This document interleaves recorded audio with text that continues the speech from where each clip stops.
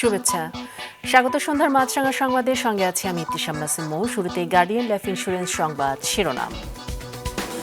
দীর্ঘ ৬ বছর পর আগামীকাল অনুষ্ঠিত হতে যাচ্ছে ঢাকা বিশ্ববিদ্যালয় কেন্দ্রীয় ছাত্র সংসদ ডাকসু নির্বাচন।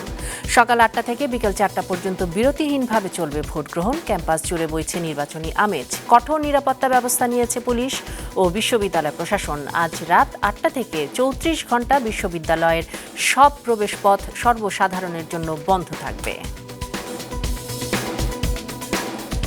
দলগুলো নিজেদের মধ্যে আলোচনা না করে বাইরে বিচ্ছিন্নভাবে কথা বললে দেশে অরাজক পরিস্থিতি সৃষ্টি হতে পারে বলেছেন বিএনপির ভারপ্রাপ্ত চেয়ারম্যান তারেক রহমান। ঠাকুরগাঁও জেলা বিএনপির দ্বিবার্ষিক সম্মেলনে ভার্চুয়ালি যোগ হয়ে তিনি আরও বলেন, অস্থির পরিস্থিতি তৈরি হলে পলাতক স্বৈরাচার ফিরে আসার পথ সুগম হবে। দেশ গণতন্ত্রের পথে না ফেরা পর্যন্ত নেতাকর্মীদের সতর্ক থাকার আহ্বানও জানান তিনি। এবং দুর্নীতির প্রতিবাদে জেন জি বিপ্লবে উত্তাল নেপাল। পুলিশের গুলিতে নিহত হয়েছে অন্তত ১৪ জন, আহত হয়েছে শতাধিক।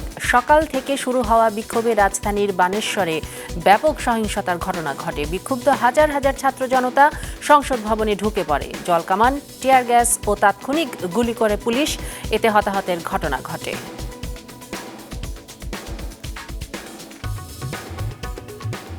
শুনছিলেন শিরোনাম, এবার বিস্তারিত। কাল অনুষ্ঠিত হতে যাচ্ছে ডাকসু নির্বাচন। ভোট উৎসবের অপেক্ষায় ঢাকা বিশ্ববিদ্যালয়ের শিক্ষার্থীরা এরই মধ্যে প্রস্তুত হয়ে গেছে ভোট কেন্দ্র। পুরো ক্যাম্পাসে থাকছে কয়েক স্তরের নিরাপত্তা। নির্বাচন ঘিরে কোনো শঙ্কা না থাকলেও সতর্ক অবস্থানে থাকার কথা জানিয়েছে পুলিশ। এদিকে ভোটের আগের দিনও পাল্টাপাল্টি অভিযোগ করেছেন প্রার্থীরা। আরও জানাচ্ছেন দাউদ হাসান। দীর্ঘ ৬ বছরের অপেক্ষার অবসান ঘটিয়ে আর কয়েক ঘন্টা পর অনুষ্ঠিত হতে যাচ্ছে ঢাকা বিশ্ববিদ্যালয় কেন্দ্রীয় ছাত্র সংসদ ডাকসু ও হল সংসদ নির্বাচন। নির্বাচনকে ঘিরে পুরো ক্যাম্পাসে উৎসবের আমেজ। তো সুন্দরভাবে হচ্ছে, তো আমরা সবাই খুশি। আমরা সাধারণ শিক্ষার্থীরা এনজয় করছি বিষয়টা প্রচুর। এটাই ম্যানিফেস্ট করব যে আসুক না কেন, আগে যা যা হচ্ছিল ক্যাম্পাসে ওগুলো যেন পুনরাবৃত্তি না হয়। এরই মধ্যে প্রস্তুত সব ভোট কেন্দ্র। রাতেই কেন্দ্রে কেন্দ্রে পৌঁছে যাবে ব্যালট বক্স। ভোটের দিন সার্বিক নিরাপত্তায় স্কাউট, বিএনসিসির পাশাপাশি সার্বক্ষণিক মাঠে থাকবে পুলিশ, আনসার ও র্যাব। সার্বিক পরিস্থিতি নিয়ে বিকেলে সচিবালয়ে স্বরাষ্ট্র উপদেষ্টার সাথে বৈঠক শেষে এই কথা জানান ঢাকা বিশ্ববিদ্যালয়ের উপাচার্য। আমাদের ভলান্টিয়ার্স, আমাদের শিক্ষক, আমাদের ডক্টরাল টিমের সদস্যবৃন্দ, আমাদের বিএনসিসি এবং রোভার স্কাউট তারা সবাই থাকবেন। পুলিশ আমাদের সাথে, আনসার এবং পুলিশ আমাদের যখনই প্রয়োজন হবে তাদেরকে আমরা ডেকে নিতে পারবো। আমাদের ভোট গ্রহণ অনুষ্ঠানের জন্য আমাদের সকল প্রস্তুতি কমপ্লিট। এখন আমরা চেক করতেছি কোনো কিছু বাকি আছে কিনা। আপনারা জানেন এবার 8টা কেন্দ্রে ভোট অনুষ্ঠিত হবে। ক্যাম্পাসে আজ থেকেই শুরু হয়েছে পুলিশি তৎপরতা। টিএসসিতে স্থাপন করা হয়েছে পুলিশের অস্থায়ী ক্যাম্প। বিকেলে ডিএমপি কমিশনার সাংবাদিকদের জানান, নির্বাচন ঘিরে কোনো শঙ্কা না থাকলেও সতর্ক অবস্থানে থাকবে পুলিশ। আগামীকাল ডাকসু নির্বাচন অত্যন্ত শান্তিপূর্ণ ভাবে সিকিউরড অবস্থায় নিরাপত্তার ভিতরে অনুষ্ঠিত হবে। এখানে কোনো দুর্ঘটনা হবে না ইনশাআল্লাহ। শেষ দিনেও প্রার্থীরা পাল্টাপাল্টি অভিযোগ করছেন। যারা মানবাধিকারে বিশ্বাস করে না, মত প্রকাশে বিশ্বাস করে না, ঢাকা বিশ্ববিদ্যালয়ের শিক্ষার্থীরা আগামীকাল তাদেরকে ব্যালটের মধ্য দিয়ে জবাব দিবে। এই শেষ সময় এসে লেভেল প্লেয়িং ফিল্ড তো ছিলই না। তারপরেও আমরা শিক্ষার্থীদেরকে সতর্ক করে, আমরা শিক্ষার্থীদেরকে সজাগ করে, শিক্ষার্থীদেরকে আমরা এই অধিকারের বিষয়ে সচেতন করে আমরা এগিয়ে আসতেছি। এদিকে ডাকসু ভিপি পদে প্রার্থিতা ফিরে পেতে জুলিয়াস সিজার তালুকদারের করা রিট খারিজ করে দিয়েছে হাইকোর্ট। আগামীকাল সকাল ৮টা থেকে বিকেল ৪টা পর্যন্ত চলবে ভোট গ্রহণ। দাউদ হাসান, মাছরাঙা সংবাদ, ঢাকা। দর্শক, ডাকসু ভোটের সবশেষ খবর জানাতে সরাসরি যোগ দিচ্ছেন সিনিয়র রিপোর্টার মাশরেক রাহাত। রাহাত, ভোটের সার্বিক অবস্থা বা প্রস্তুতি কেমন দেখছেন? সেখানকার পরিবেশ পরিস্থিতি আপডেট জানতে চাচ্ছি।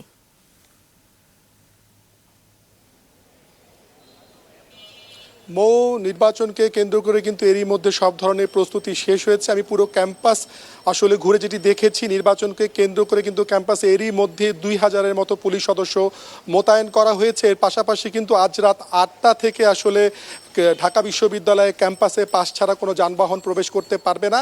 এর পাশাপাশি কিন্তু আসলে লাইসেন্সধারী যাদের অস্ত্র আছে তারা সহ কোনো ধরনের অস্ত্রই ক্যাম্পাসে বহন করা যাবে না, সেটি কিন্তু আমাদেরকে ডিএমপি কমিশনার জানিয়েছেন। এছাড়া নির্বাচনের সঙ্গে সংশ্লিষ্টরা যেটি জানিয়েছেন, আসলে নির্বাচনকে কেন্দ্র করে ফেসবুকে কোনো গুজবে কান না দিয়ে শিক্ষার্থীরা কালকে যে সকাল 8টা থেকে 4টা পর্যন্ত ভোট হবে এই সময়ের মধ্যে এসে যাতে তারা তাদের ভোটটি দিয়ে যায় সেই আহ্বান কিন্তু জানিয়েছে সংশ্লিষ্টরা। এর পাশাপাশি কিন্তু কোনো ধরনের গুজবে কান না দেওয়ার জন্য তারা আসলে আহ্বান জানিয়েছেন। আসলে নির্বাচনকে কেন্দ্র করে আপনি যেটি জানতে চাচ্ছিলেন, এখন পর্যন্ত যেটি দেখেছি এরই মধ্যে কিন্তু আসলে 8টি যে কেন্দ্রে প্রায় 810টির মতো বুথ রয়েছে, সে বুথে কিন্তু এরই মধ্যে আপনার ব্যালট পেপার থেকে শুরু করে বক্স পৌঁছে যাওয়া শুরু হয়েছে। এই পাশাপাশি কিন্তু যেটি আমাদেরকে সংশ্লিষ্টরা জানিয়েছেন সেটি হচ্ছে যে নির্বাচনকে কেন্দ্র করে আর কোনো ফাঁকফোকর বা আর কোনো পদক্ষেপ নেওয়ার বিষয় আছে কিনা সেই বিষয়গুলোও কিন্তু তারা আসলে পর্যবেক্ষণ করছেন। রাহাত, আপনাকে ধন্যবাদ। দর্শক, ঢাকা বিশ্ববিদ্যালয় থেকে ডাকসু নির্বাচনের খবর জানাচ্ছিলেন সহকর্মী মাশফেক রাহাত। বিএনপির ভারপ্রাপ্ত চেয়ারম্যান তারেক রহমান বলেছেন, রাজনৈতিক দলগুলো নিজেদের মধ্যে আলোচনা না করে বাইরে বিচ্ছিন্নভাবে কথা বললে দেশের অরাজক পরিস্থিতি সৃষ্টি হতে পারে, যা পতিত পলাতক স্বৈরাচারের ফিরে আসার পথ সুগম করবে।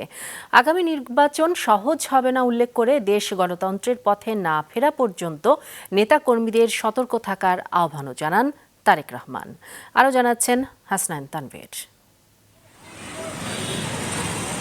প্রায় ৮ বছর পর অনুষ্ঠিত ঠাকুরগাঁও জেলা বিএনপির সম্মেলন ঘিরে নেতাকর্মীদের মাঝে ছিল বাড়তি উৎসাহ উদ্দীপনা।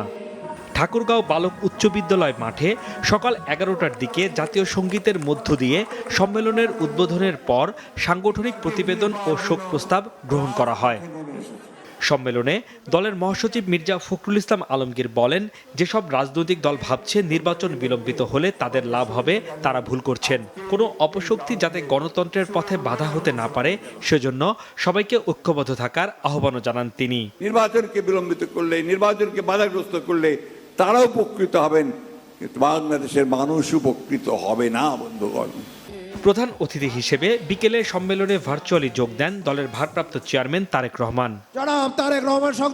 তিনি বলেন, রাজনৈতিক দলগুলো নিজেদের মধ্যে আলোচনা করে সিদ্ধান্ত না নিয়ে বাইরে বিচ্ছিন্নভাবে কথা বললে দেশে অরাজক পরিস্থিতির সৃষ্টি হতে পারে। জনগণের কাছে না গিয়ে যদি রাজনৈতিক দলগুলো একটি জায়গায় বসে আলোচনার পরিবর্তে, একটি সিদ্ধান্তের পরিবর্তে, জনগণের কাছে যাওয়ার পরিবর্তে যদি শুধু নিজেরাই আমরা কথা বলতে থাকি, তাহলে ওই যে একটু আগে বললাম একটি অরাজক পরিস্থিতি তৈরি হবে।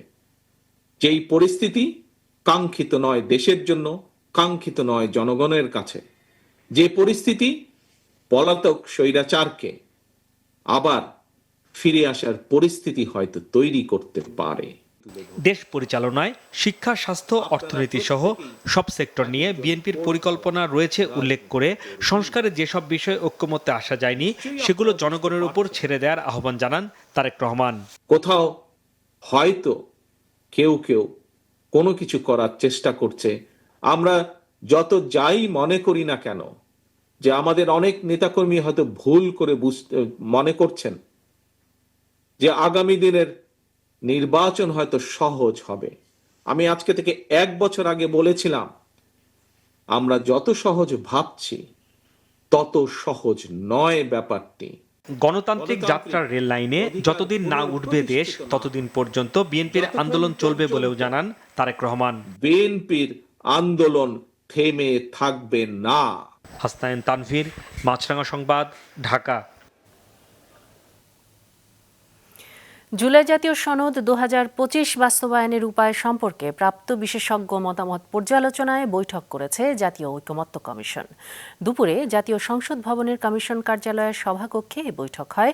এ সময় গত রোববারের সভায় বিশেষজ্ঞগণের পক্ষ থেকে প্রাপ্ত মতামত ও পরামর্শসমূহ পর্যালোচনা করা হয়। একই সঙ্গে এ বিষয়ে রাজনৈতিক দলগুলোর দেয়া মতামত বিশ্লেষণ করা হয়। বিষয়টি নিয়ে রাজনৈতিক দলগুলোর সাথে কমিশন আনুষ্ঠানিকভাবে আলোচনা করার সিদ্ধান্ত নিয়েছে।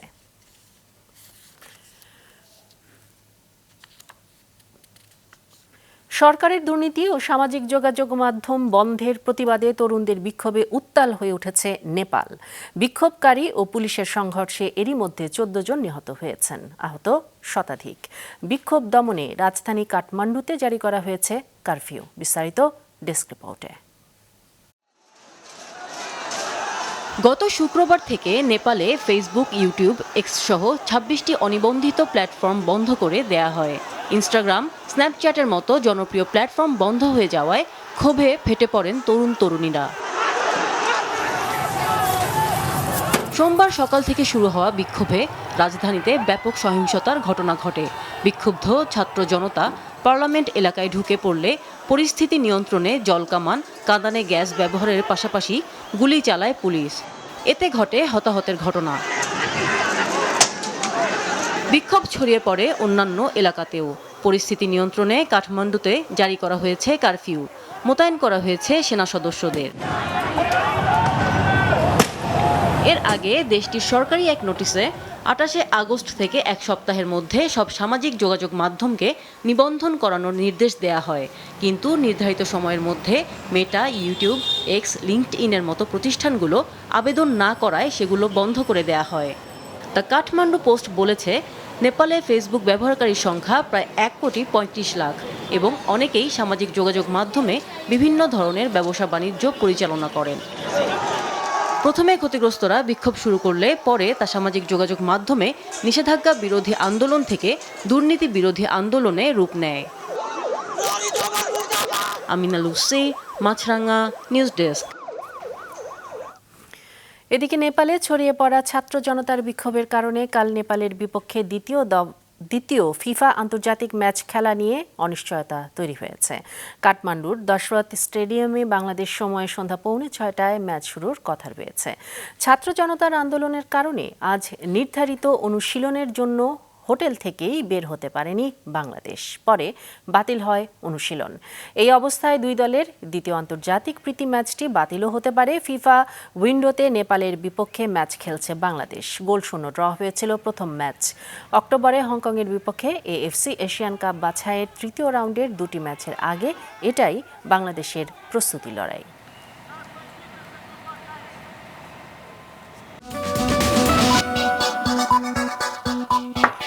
আবার আমন্ত্রণ সন্ধ্যার মাছরাঙা সংবাদে। শারদীয় দুর্গাপূজার 33,000 মণ্ডপে নিশ্ছিদ্র নিরাপত্তা ব্যবস্থা রাখার কথা জানিয়েছেন স্বরাষ্ট্র উপদেষ্টা জাহাঙ্গীর আলম চৌধুরী। দুপুরে সচিবালয়ে পূজা মণ্ডপে নিরাপত্তা ও আইন শৃঙ্খলা বিষয়ে সংশ্লিষ্টদের সাথে বৈঠক করেন তিনি। পরে জানান, এবার সন্ধ্যা 7টার আগেই প্রতিমা বিসর্জন দিতে হবে। এবার মণ্ডপ ঘিরে কোনো মেলা বা মাদকের আসর বসতে দেওয়া হবে না বলেও জানান তিনি। যারা দুষ্কৃতিকারী সারা সব জায়গায় দুষ্কর্ম করার চেষ্টা করে, এটা শুধু পূজা না, সব জায়গায় করার চেষ্টা করবে, এটা প্রতিহত করার দায়িত্ব হলো আমাদের, আপনাদের। আমরা সবাই মিলে এটারে প্রতিহত করব। মবসহ আইন শৃঙ্খলা নিয়ন্ত্রণ করা সেনাবাহিনীর একমাত্র কাজ নয়, সব বাহিনী একসাথে কাজ করলে সামনের দিনে পরিস্থিতি উন্নতি হবে বলে আশা জানিয়েছে সেনা সদর। দুপুরে ঢাকা সেনানিবাসে নিয়মিত মাসিক ব্রিফিংয়ে এসব কথা বলেন সেনা সদরের সামরিক operation পরিদপ্তরের colonel staff Shafiqul Islam. এক প্রশ্নের জবাবে তিনি বলেন, জাতীয় নির্বাচন বিষয়ে সরকার থেকে নির্দেশনা পেয়েছে সেনা সদর। নির্বাচন কমিশন থেকে অচিরেই আনুষ্ঠানিক নির্দেশনা আসবে। তিনি আরও বলেন, ডাকসু নির্বাচনের সাথে সেনাবাহিনীর কোনো সংশ্লিষ্টতা নেই। যেখানে যখন মব হয়েছে সাথে সাথে সেনাবাহিনী দ্রুততম সময় সেখানে পৌঁছে সেটাকে পরিস্থিতিকে নিয়ন্ত্রণে নিয়ে এসছে। যে কোনো ঘটনা ঘটার পরে রেসপেক্টিভ আইন শৃঙ্খলা বাহিনী সেখানে মোতায়েন হয়। তারপরে আমাদেরকে যখন সেনাবাহিনীকে রিকোয়েস্ট করা হয়, বাই দিস টাইম কিছু কিন্তু কালক্ষেপণ হয়ে গেছে অটোমেটিক্যালি। তারপরেও আমরা আমাদের নিকটস্থ ক্যাম্প থেকেও যদি আমরা আমাদের পেট্রোল পাঠাই, তারপরেও কিন্তু কিছুক্ষণ বিলম্ব হয়। এই সময়ের মধ্যে আসলে কোনো ঘটনা যদি ঘটে যায়, সেটার দায়ভার আইন শৃঙ্খলা বাহিনী নিতে পারে না। সেনাবাহিনীর সামনে মব হয়েছে, সেনাবাহিনী কোনো অ্যাকশন নেয়নি, এরকম কোনো ঘটনা এখন পর্যন্ত ঘটেনি। জুলাই হত্যাকাণ্ডে মানবতাবিরোধী অপরাধের মামলায় শেখ হাসিনা সহ 3 আসামির বিরুদ্ধে ত্রয়োদশ দিনে সাক্ষ্য দেন 3 সাক্ষী। অন্যদিকে ট্রাইব্যুনাল 2-এ আবু সাইদ হত্যা মামলায় সাক্ষ্য দেন ময়নাতদন্তকারী চিকিৎসক। বিস্তারিত মৌমিতা জান্নাতের রিপোর্টে। 2024 সালের 5ই আগস্ট মার্চ টু ঢাকা কর্মসূচিতে যোগ দিয়েছিলেন গাজীপুরের হৃদয়। সেদিন পুলিশের গুলিতে প্রাণ হারান তিনি, গুম করা হয় তার মরদেহটিও। ক্ষমতাচ্যুত প্রধানমন্ত্রী শেখ হাসিনা সহ 3 জনের বিরুদ্ধে মানবতা বিরোধী অপরাধের মামলার সাক্ষ্য গ্রহণের 13তম দিনে ট্রাইব্যুনালে একথা জানান ঘটনার প্রত্যক্ষদর্শী গাজীপুরের সোহেল মাহমুদ। এদিন এ মামলায় আরও সাক্ষ্য দেন চট্টগ্রাম কলেজের ছাত্র মোহাম্মদ হাসান এবং পুলিশের এসআই মোহাম্মদ আশরাফুল ইসলাম। জুলাই হত্যাকাণ্ডের মামলায় এই প্রথম কর্মরত কোনো পুলিশ সদস্য ট্রাইব্যুনালে সাক্ষ্য দিলেন। হাসান হচ্ছে চট্টগ্রামের জুলাই যোদ্ধা। 18 তারিখে উনি নিজে কিভাবে আহত হয়েছেন, তাকে কিভাবে জখম করা হয়েছে, তার চিকিৎসায় কিভাবে বাধা প্রদান করা হয়েছে তার বর্ণনা দিয়েছে। আরেকজন যে সাক্ষ্য দিয়েছেন তিনি হচ্ছেন সোহেল মাহমুদ, বাড়ি গাজীপুর। তার বাড়ির সামনে ঘটনা, পার্শ্ববর্তী তার ভগ্নিপতির গ্যারেজে আশ্রয় নেয় হৃদয় নামের একটা ছেলে সহ অন্যান্য। ওই সময় উনি ছাদ থেকে দেখেছিলেন পুলিশের কনস্টেবল, যার নামটা উনি পরে জেনেছিলেন, আকরাম এই ছেলেটাকে গুলি করে হত্যা করেছেন। এদিন বিচারপতি মোহাম্মদ নজরুল ইসলাম চৌধুরীর নেতৃত্বে ট্রাইব্যুনাল 2-এ ছিল রংপুরের শহীদ আবু সাইদ হত্যা মামলায় বেগম রোকেয়া বিশ্ববিদ্যালয়ের সাবেক ভিসি হাসিবুর রশিদ সহ 30 জনের বিরুদ্ধে 3য় দিনের সাক্ষ্য গ্রহণ। আবু সাইদের চিকিৎসক জানান নানামুখী চাপে তাকে 5 বার ময়নাতদন্তের রিপোর্ট পরিবর্তন করতে হয়। উনি বলেছেন যে প্রথমে একটা রিপোর্ট দিয়েছিলেন, সেই রিপোর্টটা গ্রহণ করা হয়নি। পরবর্তীতে আরও 3টা রিপোর্ট দিয়েছিলেন, সেটাও গ্রহণ করা হয়নি। এবং সর্বশেষ যে রিপোর্টটা উনি 30শে জুলাই দিয়েছিলেন সেটা গ্রহণ করা হয়েছিল। ওনাকে বাধ্য করা হয়েছিল যেন গানশট ইঞ্জুরি এবং হেড ইঞ্জুরিতে মারা গেছে এই কথা, গানশট ইঞ্জুরিটা যেন বাদ দেওয়া হয়। শেখ হাসিনার বিরুদ্ধে মানবতা বিরোধী অপরাধের মামলার সাক্ষী তালিকায় ছিলেন সদ্য প্রয়াত সাহিত্যিক বুদ্ধিজীবী বদরুদ্দিন ওমরের নাম। তদন্ত সংস্থার কাছে দেওয়া তার জবানবন্দি ট্রাইব্যুনালে সাক্ষ্য হিসেবে গ্রহণের আবেদন করা হবে বলে জানায় প্রসিকিউশন। মৌমিতা জান্নাত, মাছরাঙা সংবাদ, ঢাকা। আসন্ন দুর্গাপূজা উপলক্ষে চলতি বছর ভারতে 1200 টন ইলিশ রপ্তানি করবে বাংলাদেশ। বাণিজ্য মন্ত্রণালয় এ সংক্রান্ত একটি আদেশ জারি করেছে, যেখানে শর্ত সাপেক্ষে ইলিশ রপ্তানি নীতিগত সিদ্ধান্ত নেওয়া হয়েছে বলে জানানো হয়। আদেশে বলা হয় 11 সেপ্টেম্বরের মধ্যে অফিস চলাকালীন সময়ে হার্ড কপিতে আবেদন করতে হবে আগ্রহী রপ্তানিকারকদের।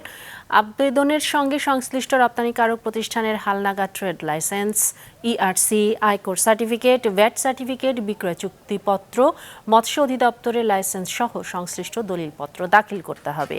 এবার প্রতি কেজি ইলিশের ন্যূনতম রপ্তানি মূল্য $12.5। সন্ধ্যা সংবাদ শেষ করব, তবে যাবার আগে গার্ডিয়ান লাইফ ইন্স্যুরেন্স সংবাদ শিরোনামগুলো আরও একবার। ডাকসু নির্বাচনের ভোটকাল, ক্যাম্পাসে নির্বাচনী আমেজ, চলছে শেষ মুহূর্তের প্রস্তুতি, কঠোর নিরাপত্তা ব্যবস্থা পুলিশ ও বিশ্ববিদ্যালয় প্রশাসনের। দলগুলো নিজেদের মধ্যে আলোচনা না করে বিচ্ছিন্নভাবে কথা বললে দেশে অরাজক পরিস্থিতি সৃষ্টি হতে পারে, মন্তব্য তারেক রহমানের। গণতন্ত্র না ফেরা পর্যন্ত সতর্ক থাকার আহ্বান। এবং দুর্নীতির প্রতিবাদে জেন জি বিপ্লবে উত্তাল নেপাল, পুলিশের গুলিতে নিহত হয় অন্তত 18 জন, আহত শতাধিক, সংসদ ভবনে ঢুকে পড়ে ছাত্র জনতা। এই ছিল সন্ধ্যা সংবাদে। ফেসবুকে আপডেট পেতে ভিজিট করুন মাছরাঙা টেলিভিশনের পেজে। ইউটিউব চ্যানেলেও দেখতে পারেন আমাদের সংবাদ, প্রতিবেদন এবং অনুষ্ঠান। দর্শক, রাস্তার ধুলো ও ধোঁয়া ফুসফুসের ক্ষতির কারণ হতে পারে, তাই জীবাণু ও ফুসফুসের সংক্রমণ থেকে সুরক্ষিত থাকতে ব্যবহার করুন ফেস মাস্ক।